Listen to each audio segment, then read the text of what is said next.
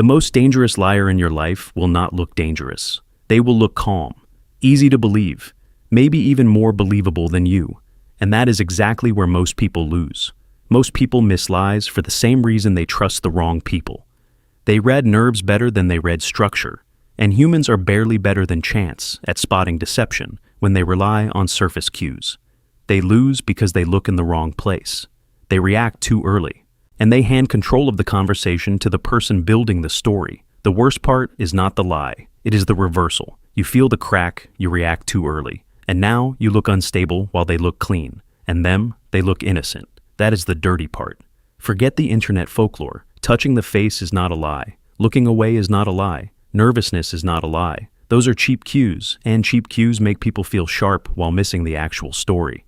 That is one reason people are only slightly better than chance at spotting deception. They keep studying tension while the lie is hiding in the structure. But a skilled liar? A lot of the time, nothing shows on their face. What breaks them is not the expression. It is the rhythm, the moment the story gets slowed down, the moment they have to tell it again and keep the same structure, the moment you stay quiet and they start leaking extra details on their own. This video gives you 3 things: a faster way to pressure test a story, a calmer way to stay in control, and one move that makes smooth liars do exactly what your thumbnail says.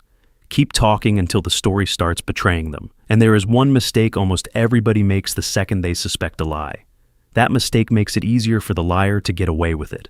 In a moment, I will show you the mistake that makes honest people look guilty and guilty people look clean. Then I will show you the colder signal, the one smooth liars hate because it does not care how confident they sound. And this part matters most. And no, one cue does not prove a lie. What matters is the pattern. When you think someone is making something up, do not rush to expose them. Do not go, "I knew you were lying." Do not try to look sharp. That only ruins your position. Instead, stay quiet for 3 seconds. Then say one line. Say that part again, more slowly. And then do nothing. Do not help. Do not explain. Do not soften the pressure you just created. That is enough. A truthful person can be messy. They may correct themselves. They may remember a detail late. But real memory usually survives a slower pace. A fabricated story has a different problem. It has to stay convincing and consistent at the same time. And that gets expensive fast. And that is where the story starts to crack. Not when they move their eyes. Not when they touch their lips. But when they have to keep walking across a bridge they just built themselves. That is the advantage this video is going to give you. How to stay calm when someone is trying to lead you. How to let them keep talking long enough to expose themselves. And how not to become the person who reacts too much. Because once you lose your frame, you have already lost half the exchange. So, let's go straight to the first mistake. Do not hunt facial expressions. Hunt the break in the story. Because once you understand this first switch, half the fake lie detection advice online becomes useless. The first mistake is the one almost everybody makes. They hunt nerves instead of structure. Eye contact can mislead you. Nervousness can mislead you. Even confidence can mislead you. That is why people miss lies. They mistake pressure for deception and smoothness for truth. Tension is only heat. It is not a verdict. What matters is whether the story survives the heat. If the story is real, it may wobble. If it is built, it starts paying interest the second you slow it down. That is why your first move should be simple. Slow them down. Not aggressively, not like a prosecutor, calmly. Say that again, slowly. That line strips away momentum, and momentum protects bad stories more than truth ever does. Now the structure has to do the work. A real memory can usually handle that. It may come out messy, it may come out imperfect, but real things tend to keep their backbone. A fabricated story is different. It often needs pace. It needs confidence. It needs you to keep moving. Once you slow it down, you start hearing where the joints don't fit. And when that happens, do not rescue the conversation. Let the silence sit there. Most people get uncomfortable and start talking to fill the gap. That is a mistake.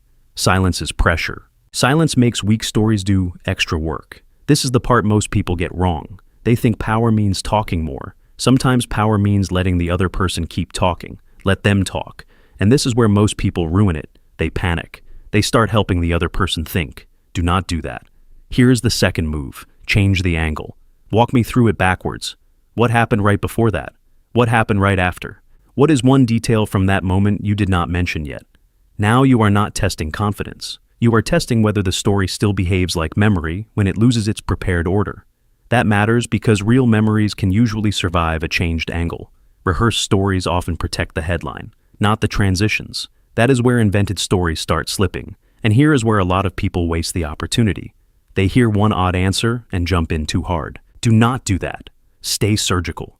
Because the second you accuse too early, you stop collecting data. And bad timing rescues more liars than intelligence ever does. Move in 3 layers. Slow the story down. Change the angle. Then ask for one thing reality can hold. Say that again slowly. Walk me through the order. Who else could confirm that? Notice what happened. You did not argue. You did not over-explain. You did not feed drama. You just made the story carry weight. And one weak answer still proves nothing. What matters is the pattern.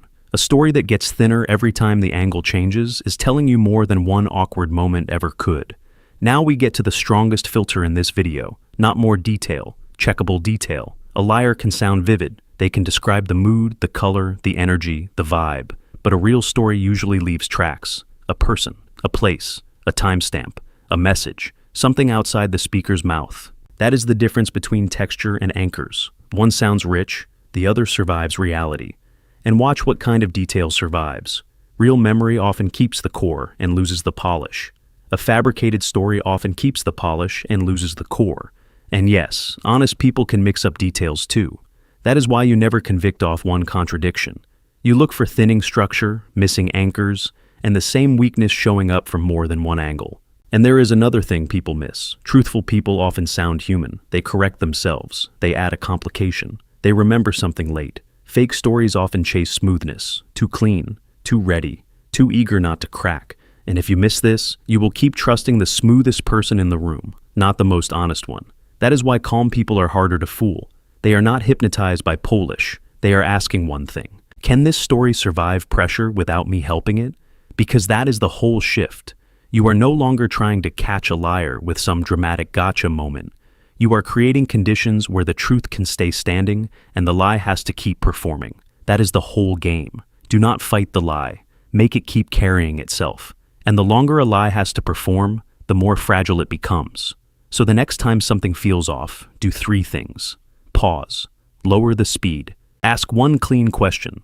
Then let the story do the work. And none of this means you will read every person perfectly. It means you will stop making weak stories easier to sell. Because calm people do not break lies with force. They break them by refusing to help them survive. And once you learn that, people feel the difference. You stop looking easy to mislead. You stop feeding messy conversations. You stop giving dishonest people your reaction for free. You become harder to play with. And once that changes, you start noticing something bigger.